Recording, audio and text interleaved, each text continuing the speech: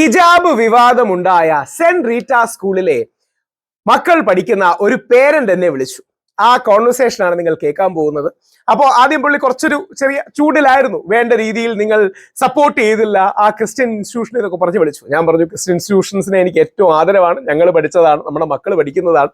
അപ്പൊ അദ്ദേഹത്തിന് ഒരു ഇസ്ലാമോഫോബിയയുടെ സ്ട്രാൻഡ് ഉണ്ട്. അദ്ദേഹത്തെ എന്നാൽ കഴിയുന്ന രീതിയിൽ ഞാൻ പറഞ്ഞ് മാറ്റുകയും നമുക്കൊരു ക്രിസ്ത്യൻ മുസ്ലിം ഹിന്ദു ഐക്യം വേണമെന്നും അതിൽ ക്രിസ്ത്യൻ സമൂഹമാണ് നേതൃത്വപരമായ പങ്കെടുക്കേണ്ടതെന്നും, കാര്യം അടിസ്ഥാനപരമായി ക്രിസ്ത്യാനികളും മുസ്ലിങ്ങളും വിശ്വാസികളും എല്ലാം അധികാരത്തിൽ നിന്ന് മാറ്റി നിർത്താൻ മാത്രമേ, അവകാശങ്ങളിൽ നിന്ന് മാറ്റി നിർത്താൻ മാത്രമേ ഈ വർഗീയതയും വിദ്വേഷം കൊണ്ട് കാര്യമുള്ളൂ എന്ന് അദ്ദേഹത്തെ പറഞ്ഞ് കൺവിൻസ് ചെയ്തു, അല്ലെങ്കിൽ കൺവിൻസ് ചെയ്യാൻ എന്നാൽ കഴിയുന്ന രീതിയിൽ ശ്രമിച്ചിട്ടുണ്ട്. അപ്പോൾ വിളിച്ച കുറച്ച് ദേഷ്യത്തോടെയാണ്, പക്ഷെ അവസാനം വളരെ സ്നേഹത്തോടെ സാഹോദര്യത്തോടെ വെക്കുകയും ക്രിസ്ത്യൻ വിശ്വാസികളും മുസ്ലിം വിശ്വാസികളും ഹിന്ദു വിശ്വാസികളും ഒരുമിച്ച് നിൽക്കണമെന്ന് അദ്ദേഹത്തെ ബോധ്യപ്പെടുത്തുകയാണ് ചെയ്തത്. നമുക്ക് അതൊന്ന് കേൾക്കാം. ഓക്കെ. അപ്പൊ ഞാൻ താങ്കളുടെ ഒരു പോസ്റ്റ് കണ്ടായിരുന്നു. പോസ്റ്റ് കണ്ടുകൊണ്ടാണ് ഞാൻ വിളിച്ചത്. അവിടുന്ന് പിള്ളേരെല്ലാം കൊഴിഞ്ഞു പോകുന്നതും അവിടുന്ന് അതുകൊണ്ട് സ്കൂൾ അധികൃതർ അതുകൊണ്ടൊക്കെ തന്നെയാണ് ആ ഒരു കേസ് ഒത്തുചേർത്തെന്നൊക്കെയുള്ള രീതിയിലുള്ള നിങ്ങൾ ഒരു പോസ്റ്റ് ഞാൻ കണ്ടത്. അങ്ങനെ പറഞ്ഞില്ല സാർ. അവിടെ നിന്ന് 2 പേര്, ജസ്ന എന്ന് പറയുന്ന ഒരു അമ്മയുടെ 2 മക്കളും പിന്നെ വേറെ ഒരാളും, പേര് ഞാൻ വിട്ടുപോയി, അവർ 2 പേര് പോയി എന്നാണ് പറഞ്ഞത്. എന്നാ ഇവര് 2 പേരും ആരാന്നുള്ളത് നിങ്ങൾക്കറിയാം? ആരാ? അതായത് ഈ 2 പേരും എന്ന് പറയുന്നത് ഈ അനസിന്റെ ബന്ധു തന്നെയാണ്. അതായത് ഈ ആരോപണം ഈ തട്ട് വിഷയം ഉണ്ടാക്കി ഈ തട്ടം കേസ് ഉണ്ടാക്കി ഹിജാബ് വിഷയം ഉണ്ടാക്കിയ ആ കുട്ടിയുടെ അച്ഛന്റെ ബന്ധു തന്നെയാണ് ഈ 2 കുട്ടികളും. സാറേ, ഈ ഹിജാബ് വിഷയം ഉണ്ടാക്കിയതല്ലല്ലോ. അതായത് ഇവര് അവർ ലേഡി എന്ന് പറഞ്ഞൊരു ക്രിസ്ത്യൻ സ്കൂളിൽ തന്നെയല്ലേ ഇപ്പൊ ഈ ജസ്ന മാഡത്തിന്റെ മക്കള് പോയി ചേർന്നത്. അവർക്ക് തട്ട ഇടാനുണ്ടെങ്കിലേ ക്രിസ്ത്യൻ സ്കൂപ്പും ക്രൈസ്തവരിലെ പിതാവ്, പ്രിൻസിപ്പൽ പിതാവ് പറഞ്ഞില്ലേ അവരുടെ സ്കൂളിൽ തട്ട ഇട്ട് വരാൻ കുഴപ്പമില്ലാന്ന്. നമ്മളിപ്പോ ഹിന്ദു കുട്ടികൾ ചരട് കെട്ടുകയോ മുസ്ലിം കുട്ടികൾ തട്ട ഇടുകയോ ആദ്യം ഒരു കാര്യം മനസ്സിലാക്കണം. ആദ്യം ഒരു കാര്യം, നിങ്ങൾ ഈ പറയുന്ന ഞാൻ പലതൊക്കെ ഞാൻ കാണാറുണ്ട്, ഞാൻ കേൾക്കാറുണ്ട്. പക്ഷെ നിങ്ങൾ ആദ്യം വസ്തുതകൾ എന്താണ്, ആ സ്കൂളിന്റെ വസ്തുത എന്താണെന്ന് മനസ്സിലാക്കിയിട്ട് വേണം നിങ്ങൾ പ്രതികരിക്കാനല്ലേ. നിങ്ങൾ വെറുതെ ഈ സുഡാപ്പികളുടെ പിന്നെ റീച്ച് കിട്ടാൻ വേണ്ടിയിട്ട് നിങ്ങൾ ഈ രീതിയിലുള്ള അങ്ങനെ പറഞ്ഞാൽ തിരിച്ച് ക്രിസ്തംഗികളുടെ റീച്ച് കിട്ടാനാണെന്ന് പറഞ്ഞൂടെ സാർ? അത് നമ്മൾ എവിടെ എത്തൂല. അങ്ങനല്ല, അങ്ങനെ ക്രിസ്തംഗികൾ എന്നുള്ളതല്ല. ആ സ്കൂളുമായിട്ട് ബന്ധപ്പെട്ട റോഡ് വിഷയം ഉൾപ്പെടെ എന്തൊക്കെയാണ് അവിടെ നടന്നെന്നുള്ളത് നിങ്ങൾ ആദ്യം മനസ്സിലാക്കണം. ആയിക്കോട്ടെ, പക്ഷെ അതും ഹിജാബും തമ്മിൽ എന്താ ബന്ധം?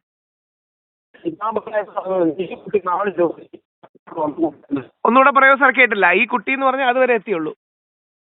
ഈ കുട്ടി നാളിതുവരെ, അതായത് സ്കൂളിൽ ജൂൺ മാസം മുതൽ ജോയിൻ ചെയ്ത അന്ന് മുതൽ ഈ വിവാദം ഉണ്ടാകുന്ന ആ നിമിഷം വരെ ഹിജാബ് ഇട്ടുകൊണ്ട് വന്ന കുട്ടിയല്ല. എല്ലാ ദിവസവും ഈ കുട്ടി ഹിജാബ് ഇട്ടുകൊണ്ട് വന്ന് വെളിയിൽ നിന്ന് ഊരി വെക്കുമെന്നാണ് പറയുന്നത്. ഇനി അല്ലെന്ന് തന്നെ ഇരിക്കട്ടെ. ആര് പറയുന്നത്?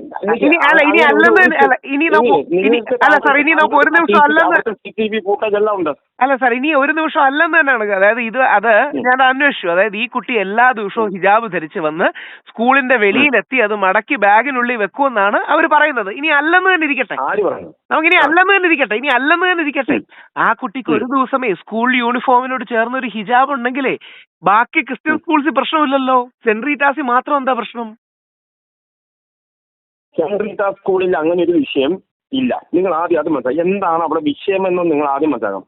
അതായത് അവിടുത്തെ ഒരു നിയമപ്രകാരം കുട്ടികളുടെ മുടി 2ആയിട്ട് വീതിച്ച് പിന്നെ കെട്ടി റിബൺ വെച്ച് കെട്ടിക്കൊണ്ട് വരാൻ ആ സ്കൂളിന്റെ നിയമം മനസ്സിലായോ?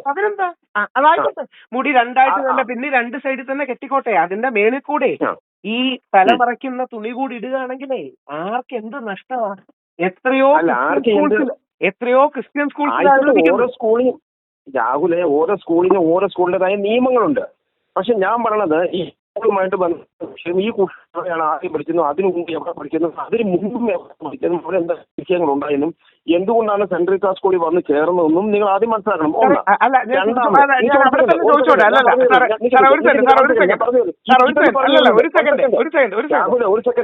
അവിടെ തന്നെ ഞാൻ ചോദിച്ചോട്ടെ, ഈ കുട്ടി അതിനു മുമ്പ് എവിടെ പഠിച്ചാലും അവിടെ എന്ത് പ്രശ്നം ഉണ്ടെങ്കിലും ഇല്ലെങ്കിലും ഈ സ്കൂളിന്റെ നയം എന്ന് പറയുന്നത്, ഇപ്പം ഉദാഹരണം അവര് വേറൊരു ക്രിസ്ത്യൻ സ്കൂളിലോട്ടാ മാറ്റിയത്. അതായത് ഈ ജസ്ന എന്ന് പറയുന്ന നേരത്തെയാണ് ഞാൻ കേട്ടത്, അവരുടെ മക്കളെ മാറ്റിയത് വേറൊരു മുസ്ലിം സ്കൂളിലോട്ടല്ല, ഗവൺമെന്റ് സ്കൂളിലോട്ടല്ല, പകരം വേറെ ക്രിസ്ത്യൻ സ്കൂൾസിലോട്ട് തന്നെ മാറ്റിയത്. കാര്യം ക്രിസ്ത്യാനികളുടെ സ്കൂളുകളെ നമുക്കെല്ലാം അത്ര ബഹുമാനവും ഇഷ്ടവുമാണ്. അപ്പോ ബാക്കി സ്കൂളുകളിലെല്ലാം അങ്ങനെ തട്ടവിടാൻ അനുവദിക്കുന്നുണ്ടെങ്കിലേ ഇവരെ ഇതിൽ തട്ടവിടാൻ അനുവദിച്ചാൽ പോരെ? അതല്ലേ അതിന്റെ ശരി. രാഹുലെ ഓരോ ഇപ്പൊ ഞാൻ ചോദിക്കട്ടെ, നിങ്ങളുടെ വീട്ടിൽ വരുമ്പോൾ നിങ്ങളുടെ വീടിൻ്റെതായ നിയമം ഇപ്പൊ ഞാൻ മദ്യപിച്ച് നിൽക്കുന്ന ആളാണ്. ഞാൻ ഫുള്ളായിട്ട് മദ്യപിച്ചിട്ട് നിങ്ങളുടെ കുടുംബത്തിലേക്ക് കയറി വന്ന് മദ്യവും ഹിജാബും ഒരുപോലാണോ? അങ്ങനെയാണെങ്കിൽ ഞാൻ ചോദിച്ചോട്ടെ, അങ്ങനെയാണെങ്കിൽ ഞാനൊക്കെ പഠിച്ച ക്രിസ്ത്യൻ സ്കൂളിലാണ് ഈ നമ്മുടെ ക്രിസ്ത്യൻ സ്ത്രീയെ അല്ലെങ്കിൽ നമ്മളെല്ലാം തിരുവസ്ത്രം എന്ന് പറയുന്ന പവിത്രമായ ആ ക്രിസ്ത്യൻ സ്ത്രീയുടെ വസ്ത്രം അല്ലെങ്കിൽ നമ്മുടെ കന്യാസ്ത്രീമാരുടെ വസ്ത്രം ഏതെങ്കിലും പരീക്ഷയ്ക്ക് പോകുമ്പോൾ അഴിച്ചു വെക്കണമെന്ന് പറയുന്ന ഒരു നിയമം വന്നിരുന്നു. ഞങ്ങളെല്ലാം അതിനെ എതിർത്തതാ. കാര്യം തിരുവസ്ത്രമാണ്, നമ്മളതിനെ ഏറ്റവും ആദരിക്കുകയാണ്. അപ്പൊ യഥാർത്ഥത്തിൽ നാളെ നമ്മുടെ കന്യാസ്ത്രീയുടെ തലയിലെ ആ പരിശുദ്ധമായ തിരുവസ്ത്രം ഊരി വെക്കണമെന്ന് പറയണം. അത് ഇവിടത്തെ നിയമമാണെന്ന് വേറെ ഏതെങ്കിലും നമ്മുടെ തീവ്ര ഹിന്ദുത്വവാദികൾ പറഞ്ഞ അങ്ങ് അംഗീകരിക്കൂ? രാഹുലെ, നമ്മള് അങ്ങനത്തെ ഒരു വിഷയമല്ല നിങ്ങൾ ഞാൻ പറഞ്ഞത്. ഞാൻ എന്താണ് പറഞ്ഞത് നിങ്ങൾ അതിനുള്ള ഉത്തരം നിങ്ങൾ പറയുന്നത്. ഞാൻ ചോദിക്കണത്, ഈ കുട്ടി മുൻപ് 3 സ്കൂളുകളിൽ പഠിച്ചിട്ടാണ് ഇവിടെ ഈ സെൻട്രൽ ക്ലാസ്സിൽ വരുന്നത്. ഒന്ന്. രണ്ടാമത്, ഇനി ഈ ഹിജാബ് വിഷയം ഉണ്ടാകുന്ന എന്നാണ് 20-ാം തീയതിയാണ് വിഷയം. എനിക്ക് ഒന്ന് 10-ാം തീയതിയാണ് 10-ാം തീയതിയാണ് ഈ വിഷയം ഉണ്ടാകുന്നത്. എനിക്ക് മനസ്സിലായില്ലേ? ഇനി അങ്ങനെ എല്ലാ ദിവസവും തട്ടം ഊരി വെച്ചിട്ടാണ് വന്നതെന്ന് നിങ്ങൾ പറയുന്നു. ശരി, അതും ഞാൻ അങ്ങനെ ഉണ്ടെങ്കിൽ എന്തുകൊണ്ട് മാതാപിതാക്കൾ അവിടെ സ്കൂളിൽ വന്ന് പ്രിൻസിപ്പളിനോട് രേഖാമൂലം ഇങ്ങനെ ഒരു സംഭവം ഉണ്ട്, അത് ഞങ്ങൾക്ക് ബുദ്ധിമുട്ടുണ്ട് എന്നും പറഞ്ഞ് ഒരു പരാതി അവർ കൊടുത്തിട്ടുണ്ടോ? അല്ലെങ്കിൽ അങ്ങനെ ഒരു വിഷയത്തിൽ ബന്ധപ്പെട്ട് പ്രിൻസിപ്പളുമായിട്ട് ഇവരെന്തെങ്കിലും സംസാരിച്ചിട്ടുണ്ടോ? ഇല്ല. അതായത് ആദ്യമായിട്ട് ഈ കുട്ടി ഇട്ടുകൊണ്ട് വന്നു കഴിഞ്ഞപ്പോൾ അവിടെ എന്ത് ചെയ്തു? SDP അടക്കമുള്ള തീവ്രവാദ സംഘടനയെ വിളിച്ചു കൊണ്ടുവന്ന് അഭിമന്യുവിനെ കുത്തിയ കേസിലെ പ്രതി അടക്കമുള്ള ആളുകളെ അവിടെ കൊണ്ടുവന്ന് അവിടെ സീറുണ്ടാക്കിയത്. മനസ്സിലായോ? അവിടെ കേട്ടില്ല. അവിടെ നിങ്ങൾക്ക് ഇനി അവിടെ ഈ പറഞ്ഞ പോലെ തന്നെ ആ കോൺവെന്റിന്റെ മുൻപിൽ തന്നെ, സ്കൂളിന്റെ മുമ്പിൽ തന്നെ ഒരു റോഡുമായിട്ട് ബന്ധപ്പെട്ട വിഷയവും നിലനിൽക്കുന്നുണ്ട്. പറഞ്ഞത് ആ റോഡിന്റെ കേസിൽ പരാതിക്കാരൻ ഞാനാണ്. അതായത് സെന്റ് അഗസ്റ്റിൻ കോൺവെന്റ് റോഡ് എന്നൊരു ബോർഡ് ഈ കോർപ്പറേഷൻ കൗൺസിൽ പാസ്സാക്കി നിയമപരമായി തന്നെ അവർ ബോർഡ് വെച്ചപ്പോൾ അവിടെ ആധാർ എൻറോൾമെന്റ് വന്നു കഴിഞ്ഞപ്പോൾ അവിടുത്തെ 1-2 തീവ്രവാദ സംഘടനപ്പെട്ട ആളുകൾ നിങ്ങളുടെ വിശുദ്ധന്മാരുടെ പേര് ഞങ്ങളുടെ ആധാരം തൊരിക്കേണ്ട കാര്യമില്ല എന്ന് പറഞ്ഞു. ഞങ്ങൾക്ക് അതിന്റെ ആവശ്യമില്ലെന്ന് പറഞ്ഞു. അതായത് വഴിയുടെ പേര് വരുമ്പോൾ രാഹുൽ ഈശ്വർ അഡ്രസ് വെച്ചു, അത് സെന്റ് അഗസ്റ്റിൻ കോൺവെന്റ് റോഡ് എന്ന് പറയുമ്പോൾ ഞങ്ങൾക്ക് ആ പേര്, ഞങ്ങൾക്ക് നിങ്ങളുടെ വിശുദ്ധന്മാരുടെ പേര് ഞങ്ങളുടെ അടുത്ത് ഇടണ്ടെന്ന് പറഞ്ഞു. അങ്ങനെ വിവാദം കത്തിച്ചു കഴിഞ്ഞപ്പോഴത്തെ കൊച്ചി കോർപ്പറേഷൻ അടക്കമുള്ള ആളുകളും ഈ CPM-ലുള്ള പല ആളുകളും ഇത് പറ്റിയൊരു വിഷയമാക്കി കൊണ്ടിരിക്കുകയും അവസാനം ഈ ബോർഡ് മാറ്റാൻ തീരുമാനം ഉണ്ടായപ്പോൾ ഞാനാണ് ഹൈക്കോടതി പോയത്. ഇപ്പൊ അത് ട്രൈബ്യൂണലിൽ കിടക്കാണ്, തിരുവനന്തപുരത്ത് LSD ട്രൈബ്യൂണലിൽ കിടക്കാണ് ഈ വിഷയം. എന്ത് വന്നാലും നിങ്ങളുടെ സ്കൂൾ ഞങ്ങൾ തകർത്തിരിക്കും എന്ന് വെല്ലുവിളിച്ചിട്ട് പോയ ആൾക്കാരാണ് അവിടെ ഉള്ളത്. മനസ്സിലായോ? അത് വേറെ മുസ്ലിങ്ങളെന്ന് ഞാൻ പറയില്ല, അതിനകത്ത് തീവ്രവാദ സംഘടനപ്പെട്ട 3-4 പേരാണ്. അവരാണ് ഈ പ്രശ്നം മൊത്തം. അല്ലാതെ മുസ്ലിങ്ങൾ അറിയില്ല. അങ്ങനെ ചെയ്തെങ്കിൽ 100% തെറ്റ് തന്നെയാണ്. പക്ഷേ അതുകൊണ്ട് ഈ കുട്ടിയുടെ ഹിജാബ് ധരിക്കുകയോ ധരിക്കാതിരിക്കുകയോ ചെയ്യുന്നതുകൊണ്ട് എന്തെങ്കിലും കാര്യമുണ്ടോ? രാഹുലിനെ ആ കുട്ടിയെ ബലിയാടാക്കിയതാണ് ഈ കുട്ടിയുടെ രക്ഷകർത്താവ്. ശരിക്കും പറഞ്ഞാൽ ആ കുട്ടിയെ അവിടെ ഇത്രയും നാളും ഇല്ലാതിരുന്ന ഒരു സംഭവം അന്ന് ഒരു ദിവസം ഇത് ഇട്ടുകൊണ്ട് വന്നത് ഈ പൂർണ്ണമായിട്ട് ഈ പ്രശ്നം ഉണ്ടാക്കാനും മാത്രവുമല്ല ഈ റോഡ് വിഷയത്തോടൊപ്പം തന്നെ ഈ ഹിജാബ് വിഷയം കൊണ്ടുവന്ന് ഒരു വർഗീയ പ്രശ്നമാക്കുകയും അവിടെ ഒരു വാർഡ് വിഭജനം വന്നപ്പോൾ നമ്മൾ ഇതിന്റെ ഒരു പൊളിറ്റിക്കൽ തിയറി കൂടി നിങ്ങൾ മനസ്സിലാക്കണം. ഈ വാർഡ് വിഭജനം വന്നപ്പോൾ അതായത് ആ സ്കൂൾ ഇരിക്കുന്നോളം മുതൽ തെക്കോട്ട് കിടക്കുന്നത് അങ്ങനെയായിരുന്നു. തെക്കോട്ട് ഒരു വാർഡ് കംപ്ലീറ്റ് ആയിരുന്നു. അവിടെ വന്നപ്പോൾ ഈ കൂടുതൽ ക്രിസ്ത്യനും പിന്നെ കുറച്ച് മുസ്ലിംസ് ആയിരുന്നു ആ വാർഡ്. ഇപ്പൊ ആ വാർഡ് വിഭജിച്ചു. ഈ സ്കൂളിൽ നിന്ന് ഏകദേശം ഒരു 100 മീറ്റർ മുന്നോട്ട് പോയി കഴിഞ്ഞിട്ട് അവിടെ മുതൽ നേരെ വടക്കോട്ട്, അതായത് നമ്പ്യാവൂർ, അവിടെ ഏറ്റവും കൂടുതൽ മുസ്ലിം ഭൂരിപക്ഷമുള്ള മേഖലയാണ്. ആ മേഖലയെ കംപ്ലീറ്റ് എന്ത് ചെയ്തു? ആ ഒരു മുസ്ലിം വാർഡാക്കി. ശരിക്കും പറഞ്ഞാൽ ഇനി അവിടെ ഒരു മുസ്ലിം ആയിരിക്കും പഠിച്ചിരിക്കുക. അതായത് ലീഗിനെ തകർക്കാൻ വേണ്ടി SDP അവിടെ ഒരു ഗെയിം കളിക്കാൻ വേണ്ടി കയറിയതാണ്. മനസ്സിലായി? അത് തനി കൊട്ടേഷൻ തന്നെയാണ് സംഭവം. അതൊരു കൊട്ടേഷനാണ്. അവിടെ വരുമ്പം പോലും ഹൈബി ഈഡൻ ആണെങ്കിലും അവിടെ നമ്മുടെ മുഹമ്മദ് ഷിയാസ് ആണെങ്കിലും വന്നിട്ട് എല്ലാരും സ്കൂളിന് അനുകൂലമായ നിലപാടല്ലേ എടുത്തത്. അവര് വന്നിട്ട് അന്നൊരു കാര്യമുണ്ട്. അന്നേരം ഞാൻ ചോദിക്കാം, അന്നേരം വിട്ട ഒരു ഡയലോഗ് ഉണ്ട്. നിങ്ങൾ അത് ശ്രദ്ധിക്കണം. അതായത് ഇവിടുത്തെ ഇവിടുത്തെ മതേതര സ്വഭാവം ഞങ്ങൾ തകർക്കാണ്ട് പുറത്തുനിന്നുള്ള ആളുകൾ വന്ന് ഇവിടെ തകർക്കാൻ ശ്രമിച്ചാൽ അത് ഇവിടെ വരെ പോവില്ല. BJP RSS ഒക്കെ അത് കൈവച്ചാൽ മതി. ഞാൻ ചോദിക്കണം, BJP RSSന്റെ പേര് അവിടെ പറയേണ്ട കാര്യമുണ്ടോ? ശരിക്കും ആ പുറത്തു നിന്ന് പ്രശ്നം ഉണ്ടാക്കിയത് ആരാ? ശരി, ഞാനപ്പോ 2 കാര്യം ചോദിച്ചോട്ടെ. അങ്ങയുടെ സ്വരത്തി എന്ന് പറഞ്ഞ മനസ്സിലാണ്. അപ്പൊ ഈ ഹിജാബ് വിഷയത്തിലെ എന്റെ ഒരു ചോദ്യം ഉണ്ട്. അതിനപ്പുറം നമ്മുടെ നാട്ടിലെ ഒരു 10-15 വർഷം പുറകോട്ട് പോവാണെങ്കിൽ യഥാർത്ഥത്തിൽ ക്രിസ്ത്യൻ മുസ്ലിം സഹോദരങ്ങൾ എത്ര സന്തോഷത്തോടാണ് ഒരുമിച്ച് കഴിഞ്ഞിരുന്നത്. അപ്പൊ യഥാർത്ഥത്തിൽ സന്തോഷത്തിന് ഭംഗം വരുത്തിയത് ആരാണ്? ആരാ? ആരാ സാറ് ആരാണ്? പറയുന്നത്? മുസ്ലിങ്ങൾ ആരാ? തന്നെയല്ലേ? അങ്ങനെ മുസ്ലിങ്ങൾ ഒരു വിഭാഗമല്ലേ? അങ്ങനെ ക്രിസ്ത്യാനികളെയും മുസ്ലിങ്ങളെയും തമ്മിൽ തെല്ലിച്ചാലേ ആർക്കാ ശരിക്കും ലാഭം ഉണ്ടാകുന്നത്? സാർ ഒന്ന് ആലോചിച്ച് നോക്കി. നിക്ക്, ഞാനൊരു കാര്യം ചോദിക്കില്ലേ, ക്രിസ്ത്യാനികളെ മുസ്ലിങ്ങളെ തമ്മിൽ തെല്ലിച്ചാൽ ആലപ്പുഴയിലെ മുദ്രാവാക്യം ആർക്കാ?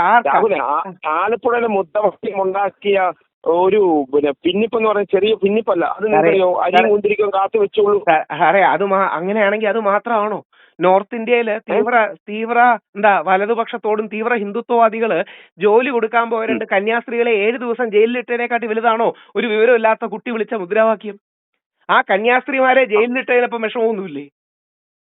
അപ്പൊ എന്തെങ്കിലും സംഭവം പറഞ്ഞ് നമ്മുടെ ഇടയിൽ സ്പർദ്ധ ഉണ്ടാക്കാനാണെങ്കിൽ എത്രയോ സംഭവങ്ങളുണ്ട്. ഗ്രഹാം സ്റ്റെയിൻസ് എന്ന് പറയുന്ന ക്രിസ്ത്യാനിയായ പാതിരിയായ മനുഷ്യനെയും കുഞ്ഞു കുട്ടികളെ അടക്കം ജീപ്പിൽ കത്തിച്ചു കൊന്നുന്ന സംഭവം, അത് പ്രശ്നമില്ലേ? അവലും മുന്തിരിക്കാൻ കരുതി വെക്കുമെന്ന് പറയുന്ന തീവ്രവാദ സ്വഭാവമാണ്. അവരെ അറസ്റ്റ് ചെയ്യണം, സംശയമൊന്നുമില്ല. പക്ഷേ ആ പറച്ചിലിനപ്പുറം ആൾക്കാരെ യഥാർത്ഥത്തിൽ കൊന്ന സംഭവങ്ങൾ ഉണ്ടായിട്ടുള്ളൂ. അതിന് വേദനയും വിഷമവും ഇല്ലേ? അപ്പൊ ഞാനൊരു കാര്യം ചോദിച്ചോട്ടെ, നിങ്ങൾ ഗാസ ഉൾപ്പെടെയുള്ള രാജ്യങ്ങൾക്ക്, ഗാസ ഉൾപ്പെടെ ഇതിനെതിരെ വലിയ പ്രതിഷേധം നടത്തുന്നവരാണ് നിങ്ങൾ. അപ്പൊ ഞാൻ ഒറ്റ കാര്യം ചോദിച്ചോട്ടെ, ഈ പറയുന്ന ഒരൊറ്റ ഈ പറഞ്ഞ പാർട്ടിക്കാർ പോലും ഈ കെനിയയിലും ആഫ്രിക്കയിലും അതുപോലെ സിറിയയിലൊക്കെ നടത്തുന്ന അത് ക്രിസ്ത്യാനികളെ കൂട്ടത്തോടെ കൊന്നൊടുക്കിട്ട് ഇവിടെയുള്ള ഒരാൾ പോലും പ്രതികരിച്ചില്ലല്ലോ. ലോകത്ത് എവിടെ മരിച്ചാലും മനുഷ്യരല്ലേ? അങ്ങ് ആലോചിച്ചു ഇത് താങ്കളുടെ അടക്കം. ഗാസ മാത്രം മനുഷ്യരുള്ളോ? അല്ല, ഗാസയിൽ മാത്രമോ? മനുഷ്യരുള്ളൂ. ഗാസയിൽ കൊല്ലുന്നതിനോട് നമുക്ക് കൂടുതൽ അടുപ്പമുള്ളത് നമ്മുടെ അടുത്താണ്. നൈജീരിയ നമ്മുടെ അത്രയും അടുത്തല്ല. നൈജീരിയയെ കുറിച്ച് നമ്മൾ അറിയുന്നുള്ളൂ. നൈജീരിയ മരിച്ചാലും മരണം തന്നെയാ. ഇനി 2 കത്തോലിക്കനാണെന്നുള്ള അസംഷൻ ചോദിച്ചോട്ടെ. ഞാൻ ഒരു സെക്കൻഡ്, അങ്ങ് കത്തോലിക്കനാണെന്നുള്ള അസംഷൻ ചോദിച്ചോട്ടെ. സാക്ഷാൽ പോപ്പ് ഫ്രാൻസിസും ഗസയോടും പാലസ്തീനോടും ഐക്യദാർഢ്യം പ്രകടിപ്പിച്ച ആളല്ലേ? പോപ്പ് ഫ്രാൻസിസിനെക്കാട്ടി വലിയൊരു ക്രിസ്ത്യാനി അല്ലല്ലോ നമ്മളാരും. അതായത് കത്തോലിക്ക സഭയുടെ പരമാധ്യക്ഷനായിരുന്ന പോപ്പ് ഫ്രാൻസിസ് എന്ന് പറയുന്ന വ്യക്തിയും അദ്ദേഹത്തിന്റെ സ്വന്തമുള്ള മെഡിക്കൽ സാധനം നമ്മുടെ പാലസ്തീനാണ് വിട്ടുകൊടുക്കുന്നത്. അവിടെ ഒരു കൂട്ടക്കുരുതി നടക്കുന്നു എന്നുള്ളത് സത്യമല്ലേ? പിള്ളേരടക്കം പട്ടിണി. അപ്പൊ ഞാൻ ചോദിക്കണത്, ഈ കെനിയയിലും ആഫ്രിക്കയിലൊന്നും നിങ്ങൾ കണ്ടില്ലെന്നാ ഞാൻ കെനിയയിലും ആഫ്രിക്കയിലും ഏത് സ്ഥലത്ത് നടന്നാലും വ്യക്തമാണ്. പക്ഷേ ഗസയിലും മുസ്ലിം കുട്ടികൾ മരിക്കുന്നതിന് ഒരു മറുവാദമായിട്ട് പറയാൻ വേണ്ടി അത് ഉപയോഗിക്കുകയല്ലേ? അതായത് ഗസയിലെ പാവപ്പെട്ട മുസ്ലിം കുട്ടികൾ മരിക്കുന്നതിന് കൗണ്ടർ ഉണ്ടാക്കാൻ വേണ്ടി, മറുപടി ഉണ്ടാക്കാൻ വേണ്ടി ആഫ്രിക്കയിലും കെനിയയിലും മരിക്കുന്നു എന്ന് പറയുന്നതല്ലേ? അല്ലാതെ ജെനുവിൻലി കെനിയയിലും നൈജീരിയയിലും നടക്കുന്ന എന്തെങ്കിലും കാര്യത്തിന് വിഷമം തോന്നിയിട്ട് പറയുന്നതാണോ? ഞങ്ങളുടെ ഇടയിലെ ആൾക്കാർ ഇതേപോലെ പറയും, കാശ്മീരി പണ്ഡിറ്റുകൾക്ക് എന്ത് പറ്റിയെന്ന്. ഞാൻ അവരോട് ചോദിക്കും, നീയൊക്കെ കാശ്മീരി പണ്ഡിറ്റിനെ കണ്ടിട്ടെങ്കിലും ഉണ്ടോ എന്ന്. ഞാൻ അവരുടെ ക്യാമ്പിൽ പോയിട്ടുണ്ട്. കാശ്മീരി ബ്രാഹ്മണരാണ് അവർ. അവരുടെ ഒറിജിനൽ ക്യാമ്പിൽ പോയിട്ടുണ്ട്. അവരിൽ പലരെ എനിക്കറിയാം. പക്ഷേ മുസ്ലിങ്ങൾക്ക് എന്തെങ്കിലും വേദന ഉണ്ടാവുമെന്ന് പറയുമ്പോൾ മറുഭാഗത്ത് ഒരു ഡിഫൻസ് ഉണ്ടാക്കാനും മറുപടി ഉണ്ടാക്കാനും വേണ്ടി കാശ്മീരി പണ്ഡിറ്റുകളുടെ കാര്യം ദുരുപയോഗം ചെയ്യുകയാണ്. ഞാൻ ചോദിക്കുന്നത്, ഇനി തിരിച്ച് അങ്ങനെ ക്രിസ്ത്യാനിയോട് ഞാൻ ഒരു കാര്യം ചോദിക്കാം. ബംഗ്ലാദേശിലെ ഹിന്ദുക്കൾ കൊന്നു. സാറേ, ബംഗ്ലാദേശിലെ ഹിന്ദുക്കൾക്ക് കാവൽ നിന്നത് അവിടുത്തെ മുസ്ലിങ്ങളാണ്. സാർ അറിഞ്ഞിരിക്കാൻ കാര്യം, രാഹുൽ ഈശ്വർ എന്നെ ടാഗ് ചെയ്ത് ബംഗ്ലാദേശിലെ ഹിന്ദുക്കൾ യുണൈറ്റഡ് നേഷൻസിനും ഇന്ത്യൻ പ്രധാനമന്ത്രിയൊക്കെ പരാതി അയച്ചിരുന്നു. അവർ 9 പേരെയാണ് ടാഗ് ചെയ്തിരുന്നത് ഇന്ത്യയിലെ. അതിലൊരാൾ ഞാനാണ്. നമുക്ക് തീർച്ചയായിട്ടും ബംഗ്ലാദേശിലെ ഹിന്ദുക്കൾ നമ്മുടെ അല്ലെങ്കിൽ വിശ്വമാനവികയിൽ നമ്മുടെ സഹോദരന്മാരാണ്. നമ്മുടെ കൂടെ ജനിച്ചു വരുന്ന ജാഫറും മുഹമ്മദും ഇസ്ലാമും അവർക്കുള്ള വേദനയെക്കാട്ടി ബംഗ്ലാദേശിലെ ഹിന്ദുവിനോട് എനിക്ക് എങ്ങനെയാണ് സ്നേഹം തോന്നുന്നത്? അങ്ങൊന്ന് ആലോചിച്ച് നോക്കുക. നമുക്ക് നേപ്പാളിലെയോ ബംഗ്ലാദേശിലെയോ അല്ലെങ്കിൽ നൈജീരിയയിലോ ഇനി അഫ്ഗാനിസ്ഥാനിലെയോ മനുഷ്യരെക്കാട്ടി നമ്മുടെ നാട്ടിൽ ജനിച്ചു വളർന്ന മുസ്ലിമും ക്രിസ്ത്യാനി ഹിന്ദു ഒരുമിച്ച് നിൽക്കണ്ടേ? ബംഗ്ലാദേശിലെ ഹിന്ദുക്കൾക്ക് പ്രശ്നങ്ങളുണ്ടായി, പക്ഷേ അവർക്ക് കാവൽ നിന്നത് അവിടുത്തെ മുസ്ലിം സഹോദരങ്ങൾ തന്നെയാണ്. നമ്മുടെ മനസ്സിലേക്ക് മുസ്ലിം വിരോധം. ഞാൻ ഇനി ഈ ഒരൊറ്റ ചോദ്യം, അങ്ങ് ക്രിസ്ത്യാനി ആണ്ടാ ഞാൻ ചോദിക്കുന്നത്, യഥാർത്ഥത്തിൽ ക്രിസ്ത്യാനികളെയും മുസ്ലിങ്ങളെയും തമ്മിൽ തെല്ലിപ്പിച്ച ആർക്കാ ലാഭം? യഥാർത്ഥത്തിൽ കേരളത്തിൽ ക്രിസ്ത്യാനി മുസ്ലിം അകന്നു എന്നിരിക്കട്ടെ, ക്രിസ്ത്യൻ മുസ്ലിം യോജിപ്പ് ഉണ്ടായില്ല എന്നിരിക്കട്ടെ, ആർക്കാണ് അതിൽ നിന്ന് ലാഭം ഉണ്ടാകുന്നത്? സാർ ശ്രദ്ധിച്ചിട്ടുണ്ടോ? യഥാർത്ഥത്തിൽ ലാഭം ഉണ്ടാകുന്നത് യഥാർത്ഥത്തിൽ ലാഭം ഉണ്ടാകുന്നത് തീവ്ര വലതുപക്ഷക്കാർക്കും തീവ്ര ഇടതുപക്ഷക്കാർക്കുമാണ്. അതായത് യഥാർത്ഥത്തിൽ ക്രിസ്ത്യാനിക്കും മുസ്ലിമിനും ഹിന്ദുവിനും അല്ലെങ്കിൽ വിശ്വാസികളായ ഹിന്ദുവിനും അധികാരത്തിൽ വരണമെങ്കിൽ ഇവർ 3 പേരും ഒരുമിച്ച് നിന്ന് പോരാടി, അതായത് ലീഡർ കരുണാകരന്റെ ഒക്കെ മോഡലില് ക്രിസ്ത്യൻ മുസ്ലിം ഹിന്ദു ഐക്യം ഉണ്ടായാലേ ഇവർക്ക് ഭരണം ഉണ്ടാവും. ക്രിസ്ത്യാനികളെയും മുസ്ലിങ്ങളെയും തമ്മിൽ തെല്ലിപ്പിച്ചാൽ ഏറ്റവും അതിൽ നിന്ന് ലാഭം നമ്മുടെ ഇടതുപക്ഷത്തിനും വലതുപക്ഷത്തിനുമാണ്. ഇടതുപക്ഷത്തിന്റെ ലാഭം എന്ന് പറഞ്ഞാൽ അങ്ങനെയാണെങ്കിൽ ക്രിസ്ത്യാനികൾക്ക് ഒരിക്കലും അധികാരം കിട്ടില്ല. വലതുപക്ഷത്തിന്റെ ലാഭം എന്ന് പറഞ്ഞാൽ മുസ്ലിങ്ങൾക്ക് ഒരിക്കലും അധികാരം കിട്ടില്ല. അതായത് നമ്മുടെ കോൺഗ്രസ് എന്ന് പറയുന്ന പ്രസ്ഥാനത്തിന്റെ വലിയൊരു അടിസ്ഥാനം ക്രിസ്ത്യൻ സമൂഹമാണ്. ക്രിസ്ത്യൻ സമൂഹത്തിന്റെ അറിയാലോ, കോർ വോട്ടുകൾ കൊണ്ടാണ് കോൺഗ്രസ് അധികാരത്തിൽ വരുന്നത്.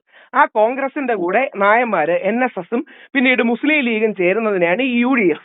പരമാവധി ഈഴവരെ അവർ കൂട്ടിയാണ് ഭരണത്തിൽ വരുന്നത്. അതാണ് ഈ UDF എന്ന് പറയുന്ന സംവിധാനം. യഥാർത്ഥത്തിൽ അങ്ങനെ കോൺഗ്രസിൽ നിന്ന് ക്രിസ്ത്യാനികൾ മാറി കുറെ കൂടെ തീവ്ര നിലപാടെടുത്ത് വലതുപക്ഷത്തേക്ക് പോയാൽ ഏറ്റവും സന്തോഷം അതിൽ ഇടതുപക്ഷത്തിനാ. കാര്യം അങ്ങനെയാണെങ്കിൽ ഒരിക്കലും അവരുടെ ഇന്ന് ഭരണം പോകില്ല. ഇനി തീവ്ര വലതുപക്ഷത്തിലേക്ക് വരാം. അവരുടെ ലാഭം എന്താ? ക്രിസ്ത്യാനികളും മുസ്ലിങ്ങളും അടികൂടി നിൽക്കുകയാണെങ്കിൽ ഒരു കാരണവശാലും മുസ്ലിങ്ങൾക്ക് അധികാരത്തിലേക്ക് വരാൻ പറ്റില്ല. കാര്യം ഈ ഹിന്ദു മുസ്ലിം ക്രിസ്ത്യൻ ഐക്യം ഉണ്ടെങ്കിൽ മാത്രമേ കോൺഗ്രസ് വരുവുള്ളൂ. ഇടയ്ക്ക് നിൽക്കുന്ന കോൺഗ്രസിനെയും അല്ലെങ്കിൽ ജനാധിപത്യത്തെയും ഈ ഐക്യത്തെയും നശിപ്പിക്കാൻ വേണ്ടി വളഞ്ഞ വഴി ചെയ്യുന്നതാ.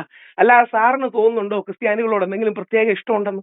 രാജീവ് ചന്ദ്രശേഖർജിക്ക് ഉണ്ട് കേട്ടോ, ഇല്ലെന്ന് പറയുന്നില്ല. അദ്ദേഹം നല്ല നിലപാടെടുത്ത് അവിടെ പോയി കന്യാസ്ത്രീമാരെ കണ്ടു വിട്ടു.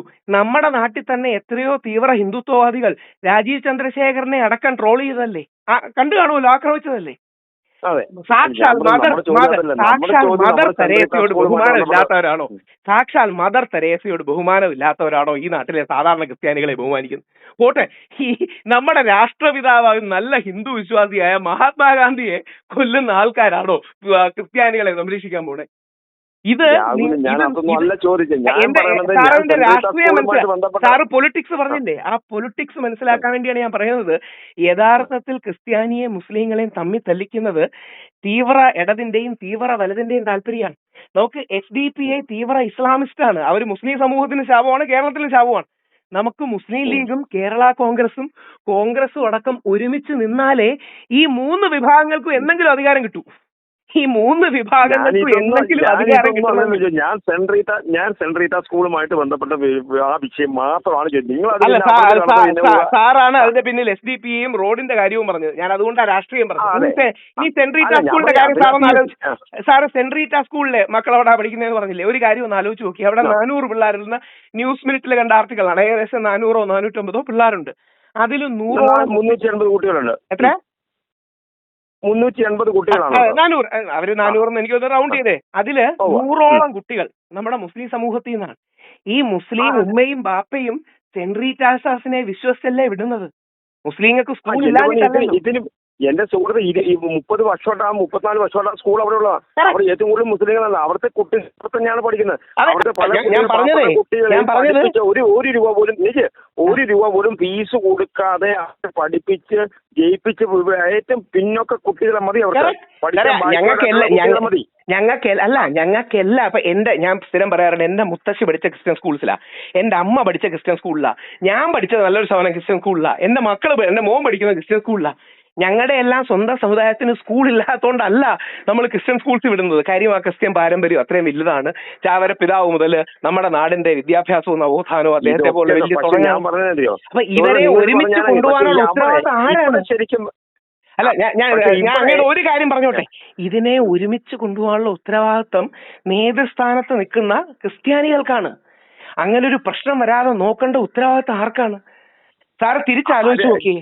സാർ, ഈ ഞങ്ങളുടെ എല്ലാ മക്കളെയും ഞങ്ങൾ വിശ്വസിച്ച ക്രിസ്ത്യൻ സ്ഥാപനങ്ങളാണല്ലോ അവിടെ എന്റെ മുത്തശ്ശൻ വയ്യാതെ കിടന്നപ്പോൾ പോലും ക്രിസ്ത്യൻ ഹോസ്പിറ്റലിലാണ് പോയത്. ഞങ്ങൾക്ക് ഹിന്ദു ഹോസ്പിറ്റലിൽ പോയാൽ ഒരു പക്ഷേ ബില്ല് പോലും കൊടുക്കേണ്ടി വരില്ല. പക്ഷേ നമുക്ക് ഒരുപാട് കാലത്തെ അടുപ്പം, ഇഷ്ടം, വീടിന്റെ അടുത്ത്. ക്രിസ്ത്യൻ സമൂഹത്തിന് ആ വലിയൊരു സ്ഥാനം ഹിന്ദുക്കളും മുസ്ലിങ്ങളും എല്ലാം ആദ്യമേ കൽപ്പിച്ചു തന്നിട്ടുണ്ട്. ഞങ്ങളുടെ മനസ്സിൽ നിങ്ങൾ ഞങ്ങളെക്കാളെല്ലാം മേളിലാണെന്നും നമ്മളെ മുമ്പോട്ട് നയിക്കാൻ നിങ്ങൾക്ക് പറ്റുമെന്നുള്ള വിശ്വാസം കൊണ്ടാണ് നല്ലൊരു ശതമാനം നമ്മുടെ പിള്ളേരെ വിടുന്നത്. അപ്പോൾ ഇതൊരു ബാലൻസ് കൊണ്ടുപോയില്ലെങ്കിലേ സാർ ആർക്കാണ് നഷ്ടം?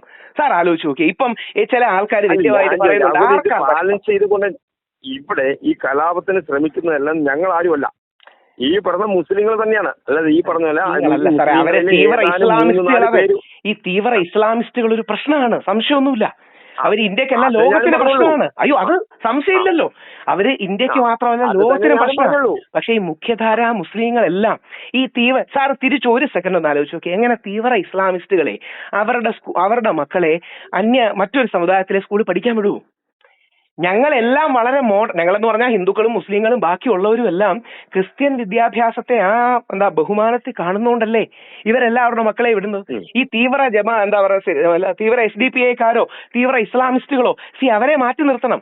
മുസ്ലിം ലീഗും ജമാഅത്തെ ഇസ്ലാമിയും ഒക്കെ മുഖ്യധാരാ സംഘടനകളാണ്. അവരെ ബഹുമാനിച്ചുകൊണ്ട് നമുക്ക് ഈ ഇസ്ലാമിസ്റ്റുകൾ, സാറിന് അറിയാമെന്നറിയില്ല, ഇവർ ഈ തീവ്ര ഇസ്ലാമിസ്റ്റുകളും പോപ്പുലർ ഫ്രണ്ടുകാരും എനിക്കെതിരെ സുപ്രീം കോടതിയിൽ പോയിട്ടുണ്ട്. വ്യക്തിപരമായ രാഹുൽ ഈശ്വർ എന്ന എനിക്കെതിരെ ഇവർ സുപ്രീം കോടതിയിൽ വരെ പോയിട്ടുണ്ട് അഖിലാഹാദി വിഷയത്തിൽ. നമ്മളൊരു ബാലൻസ് കണ്ടെത്തിയില്ലെങ്കിൽ ഇതൊരു ഇഷ്യൂ ആണ്. ഇനി ഞാൻ ഒരു വിഷയം കൂടെ പറഞ്ഞോട്ടെ, അങ്ങൊന്ന് ശ്രദ്ധിക്കൂ. യഥാർത്ഥത്തിൽ അങ്ങേക്ക് അറിയാമെന്നറിയില്ല, എന്റെ വീട്ടിലാണ് ഇന്ത്യയിലെ ഏറ്റവും വലിയ യേശു ക്രിസ്തുവിന്റെ മുഖച്ചുവർ ചിത്രം ഉള്ളത്. അറിയാമെന്നറിയില്ല. ഞാൻ YMCA-യുടെ ഒരു ഒരു പ്രൊഡക്റ്റ് ആണ്. അതായത് യങ് മെൻ ക്രിസ്ത്യൻ അസോസിയേഷന്റെ യൂത്ത് വിങ്ങിന്റെ സെക്രട്ടറി ആയിരുന്നു ഞാൻ ഇപ്പോഴും എന്റെ വീട് കഴിഞ്ഞ എന്റെ രണ്ടാം വീട് YMCA ആണെന്ന് പറയാറുള്ള ആളാ. ഇനി അടുത്ത ഞാൻ പറയാൻ പോണ ഒന്ന് ശ്രദ്ധിക്കണേ. ഞാൻ ഇതിനെക്കുറിച്ച് സ്ഥിരം പറയുന്നത് ഇന്നും കൂടെ അതായിട്ട് നമ്മൾ ക്രിസ്ത്യാനികളുടെ ജനസംഖ്യ ഭയങ്കരമായി കുറഞ്ഞുകൊണ്ടിരിക്കുകയാണ്. ഹിന്ദുക്കളുടെ ജനസംഖ്യ കുറഞ്ഞുകൊണ്ടിരിക്കുകയാണ്. മുസ്ലിങ്ങളുടെ ജനസംഖ്യ കൂടുകയല്ല, പകരം മുസ്ലിങ്ങളുടെ ജനസംഖ്യ നോർമലും ക്രിസ്ത്യാനികളുടെ ജനസംഖ്യ ഒരമ്മച്ചിയുടെ വയറ്റിൽ 1.6 കുട്ടികളാണ് ജനിക്കുന്നത്. അതാണ് ഔദ്യോഗിക കണക്ക്. എന്ന് പറഞ്ഞാൽ 10 അമ്മച്ചിമാരുണ്ടെങ്കിൽ അവർക്ക് 16 കുട്ടികളാണ് ജനിക്കുന്നത്. ഞങ്ങൾ ഹിന്ദുക്കളിലെ 10 അമ്മമാർക്ക് 11 കുട്ടികളോ 12 കുട്ടികളോ ആണ് ജനിക്കുന്നത്. ഇത് അപകടകരമായ രീതിയിൽ കുറവാണ്. കാര്യം ഒരമ്മയുടെയോ അമ്മച്ചിയുടെയോ ഉമ്മയുടെയോ വയറ്റിൽ 2.1 കുട്ടികൾ ജനിക്കണമെന്ന കണക്ക്. ഇതാണ് നമ്മുടെ പള്ളിയിലച്ചന്മാർ കഴിഞ്ഞ 10-20 വർഷമായിട്ട് നിങ്ങൾക്ക് കുട്ടികൾ വേണം എന്ന് പറഞ്ഞുകൊണ്ടിരിക്കുന്നത്. മുസ്ലിങ്ങൾക്ക് ഇത് ഒട്ടും കൂടുതലല്ല, 2.5 മാത്രമാണ്. അതായത് 2 മുതൽ 3 വരെ കുട്ടികൾ വേണമെന്നുള്ളതാണ് അന്താരാഷ്ട്ര UN പറയുന്ന കണക്ക്, ഇന്ത്യൻ ഗവൺമെന്റ് പറയുന്ന കണക്ക്, RSSന്റെ സർസംഘചാലക് മോഹൻ ഭഗവത്ജി പറയുന്ന കണക്ക്. ഇതെല്ലാം 2 മുതൽ 3 കുട്ടി വേണമെന്നാണ്. നമ്മൾ ഹിന്ദുക്കൾക്കും ക്രിസ്ത്യാനികൾക്കും ആ റേറ്റ് കുറവാണ്. ക്രിസ്ത്യാനികൾക്ക് 1.6ഉം ഹിന്ദുക്കൾക്ക് 1.2. ഇനിയും കുറച്ചുകൂടി സവർണ ഹിന്ദുക്കൾ എന്ന് പറയുമല്ലോ, നായരും നമ്പൂരി എന്നൊക്കെ പറയുന്നത് ഞങ്ങളുടെ വിഭാഗം, അവർക്ക് 1ഉം 1.1ഉം കുറച്ചുകൂടെ കുറവാ. നമ്മുടെ ഈഴവ സഹോദരങ്ങൾക്കും ആദിവാസി സഹോദരങ്ങൾക്കും ഒക്കെയാണ് പിന്നെയും ഒരു 1.82 റേഞ്ചിലുള്ളത്. അല്ലെങ്കിൽ നമ്മുടെ ജനസംഖ്യ അപകടകരമായ രീതിയിൽ കുറയുകയാണ്. ഇത് നമ്മൾ മനസ്സിലാക്കി നമ്മൾ കുറച്ചുകൂടെ നേരത്തെ കല്യാണം കഴിച്ച് നമ്മുടെ ഇടയിലെ കുടുംബഛിദ്രങ്ങളും കുടുംബ തകർച്ചകളും കുറച്ച് നമ്മൾ എത്രയും പെട്ടെന്ന് അടുത്തൊരു 10-15 വർഷത്തിൽ ജനസംഖ്യ വീണ്ടും 2.1ലേക്ക് എത്തിക്കണം. ഞാൻ ഒരു പെട്ടെന്ന് കൗതുകമുള്ളൊരു കാര്യം പറയാം. നമുക്ക് ഒരു നിമിഷം കേരളത്തിൽ ഒരു മുസ്ലിമും ഇല്ല, ഒരു ഹിന്ദുവും ഇല്ല എന്ന് വിചാരിക്കാം. ഒരു നിമിഷം കേരളത്തിൽ ക്രിസ്ത്യാനികൾ മാത്രമേ ഉള്ളൂ എന്നിരിക്കട്ടെ. വ്യത്യസ്ത ക്രിസ്ത്യൻ വിഭാഗങ്ങൾ, മറ്റേ ലത്തീൻ കത്തോലിക്കര്, മറ്റേ റോമൻ കത്തോലിക്കര്, സീറോ മലബാർ സഭ, മറ്റേ ഓർത്തഡോക്സ്, യാക്കോബ, ക്രിസ്ത്യാനികൾ മാത്രമേ കേരളത്തിലുള്ളൂ കേട്ടോ എന്നിരിക്കട്ടെ. ഈ റേറ്റിൽ പോവുകയാണെങ്കിൽ 150 വർഷം കൊണ്ട് കേരളത്തിൽ ക്രിസ്ത്യാനികൾ ഇല്ലാതാകും. കാരണം ഒരു വീട്ടിൽ 2.1 ഇല്ലെങ്കിൽ 100 വർഷം കൊണ്ട് അല്ലെങ്കിൽ 6 തലമുറ കൊണ്ട് ഒരു ജനത ഇല്ലാതാകും. ഇനി ഒരു മുസ്ലിമും ഒരു ക്രിസ്ത്യാനിയും കേരളത്തിലില്ലെന്ന് നമുക്ക് ഹിന്ദുക്കൾ മാത്രം ഉണ്ടെന്ന് വിചാരിക്കാം. ഹിന്ദുക്കൾ മാത്രമേ കേരളത്തിലുള്ളൂ എന്നിരിക്കട്ടെ. 100-110 വർഷത്തിൽ കേരള ജനസംഖ്യ ഇല്ലാതാകും. ഇപ്പം സാർ കേട്ടിട്ടുണ്ടോന്നറിയില്ല, ഈ മലപ്പുറത്തെയാണ് പലപ്പോഴും നമ്മുടെ ആൾക്കാർ ഹിന്ദുക്കളും ക്രിസ്ത്യാനികളും ഈ പ്രശ്നവൽക്കരിക്കുന്നത്. യഥാർത്ഥത്തിൽ മലപ്പുറത്തിന് ഒരു പ്രശ്നവുമില്ല. പത്തനംതിട്ടയും കുമ്പനാടും ഒക്കെയാണ് പ്രശ്നം. അതായത് നമ്മുടെ സ്ഥലങ്ങളെ കാട് കയറിക്കൊണ്ടിരിക്കുകയാണ്, വീടുകൾ ഒഴിഞ്ഞുകൊണ്ടിരിക്കുകയാണ്. 10% മാത്രമേ ഇത് മൈഗ്രേഷൻ കാരണമുള്ളൂ. അതായത് വിദേശത്ത് പോകുന്നു, യൂറോപ്പിൽ സെറ്റിൽ ആകുന്നു. അത് വെറും 10%. 90% ഒന്ന് നമ്മുടെ ക്രിസ്ത്യൻ ഹിന്ദു ആൾക്കാർക്ക് കല്യാണം കുറച്ച് ലേറ്റ് ആണ്. എന്ന് പറഞ്ഞാൽ ശൈശവ വിവാഹം വേണമെന്നല്ല കേട്ടോ, കല്യാണം കുറച്ച് ലേറ്റ് ആണ്. അപ്പം നമ്മുടെ ജനസംഖ്യയുടെ പ്രശ്നം നമ്മുടെ ഉള്ളിൽ കിടന്നിട്ട് അതിന്റെ മേളിൽ കൂടെ ഈ ഇസ്ലാമോഫോബിയ കൂടെ വരുമ്പോഴാണ് ഈ പ്രശ്നം ഉണ്ടാകുന്നത്. ഇപ്പൊ 50 വർഷം മുമ്പ് കേരളത്തിലെ ജനസംഖ്യയിൽ 21% ക്രിസ്ത്യാനികൾ. ഇന്ന് 18 ഔദ്യോഗികമായിട്ട് 18.63, ഒറിജിനലി 17 വല്ലതും കാണും. ഈ 17-18% ഉള്ളൂ. 50 വർഷം മുമ്പ് നമ്മുടെ മുസ്ലിം സഹോദരങ്ങൾ 17%. ഇന്ന് അവർ 27%. അവര് കൂടിയതല്ല, നമ്മൾ കുറഞ്ഞതാണ്. നമുക്ക് കണക്ക് നോക്കുമ്പോ അവര് കൂടിയെന്ന് തോന്നുന്നു, അവര് കൂടിയതല്ല, പക്ഷെ നമ്മൾ കുറഞ്ഞതാണ്. അപ്പം യഥാർത്ഥത്തിൽ എന്റെ ഏക റിക്വസ്റ്റ്, ഞാൻ ഈ ഹിന്ദു ക്രിസ്ത്യൻ ഐക്യത്തിന് വേണ്ടി ഒരുപാട് വേദികളിൽ പോകുന്നതാണ്. ഞാൻ ഓർത്തഡോക്സ് സഭയിൽ പോകുന്നുണ്ട്, YMCA പോകുന്നുണ്ട്. അപ്പം നമ്മൾ മനസ്സിലാക്കേണ്ടത് നമ്മുടെ ഈ വിഷയം നമ്മൾ സോൾവ് ചെയ്തില്ലെങ്കിൽ കൂടുതൽ പ്രശ്നങ്ങളിലേക്ക്. ഇനി ഒരൊറ്റ വരി കൂടെ പറഞ്ഞു നിർത്താം. തിരിച്ച് ഇപ്പം പോലും സാറ് സാധാരണ ഒരു സാധാരണ ഒരു മുസ്ലിമാണെന്ന് ഞാനും താങ്കളും ഒരു നിമിഷത്തേക്ക് വിചാരിക്കുക.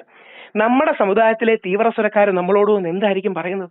എടേ, എന്തിനാ നിന്റെ മക്കളെ ക്രിസ്ത്യൻ കോളേജിൽ സ്കൂളിൽ വിടുന്നത്? എന്തിനാ? നമുക്ക് സ്കൂളില്ലേ, നമുക്ക് പള്ളിക്കൂടങ്ങളില്ലേ, എവിടെ വിട്ടാ പോരെന്നാണ്. അപ്പൊ അച്ഛനും ഉമ്മയും ഉമ്മയും ബാപ്പയും പറയണത് എന്താ? അങ്ങനെയല്ല. നമ്മുടെ പിള്ളേർക്ക് ബെസ്റ്റ് വിദ്യാഭ്യാസം നൽകണം. പള്ളിയിൽ അച്ഛന്മാരും കന്യാസ്ത്രീമാരും ഒക്കെ ആവുമ്പോൾ നമുക്ക് വിശ്വസിക്കാം, അവരാവുമ്പോൾ നന്നായിട്ട് എല്ലാ കാര്യങ്ങളും നടത്തിക്കൊണ്ടുപോകും. ഇതുകൊണ്ടല്ലേ വിടുന്നത്? ആലോചിച്ച് നോക്കുക. ഈ SDPA-കാരൊക്കെ അല്ലെങ്കിൽ ഈ തീവ്ര ഇസ്ലാമിസ്റ്റുകളിൽ പലരും ചെന്നിട്ട് പറയുന്നത് എന്തായിരിക്കും?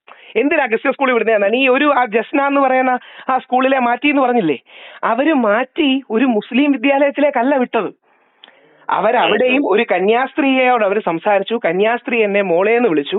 ആ കന്യാസ്ത്രീമാര് പറയുന്നത് ഇങ്ങോട്ട് കൊണ്ടുവന്നോളൂ എന്നാണ്. അപ്പൊ നമ്മുടെ ക്രിസ്ത്യൻ വിദ്യാലയങ്ങൾ ഒരു കയ്യിൽ ക്രിസ്ത്യാനികളുടെ അഭിമാന സ്തംഭവും മറുകൈയിൽ നമുക്ക് എല്ലാവർക്കും ആക്സസിബിൾ ആകുന്ന ഒരു രീതിയും കൂടെ വന്ന് ഈ ബാലൻസ്, അതായത് പണ്ട് ഉമ്മൻചാണ്ടി സാറ് ചെയ്തൊരു ബാലൻസ് മെയിൻറ്റെയിൻ ചെയ്താലാണ് ക്രിസ്ത്യാനികൾക്കും നല്ലത്, കേരളത്തിനും നല്ലത്, നമുക്ക് എല്ലാവർക്കും നല്ലത്. അപ്പൊ എന്റെ റിക്വസ്റ്റ് അത്ര മാത്രമേ ഉള്ളൂ. അല്ല, ഞാൻ പറഞ്ഞു, ഞാൻ സെൻട്രൽ ക്ലാസ്സുകാരൻ പറഞ്ഞ ആ ഒരു വാദം തെറ്റാണെന്ന് ഞാൻ പറയാം.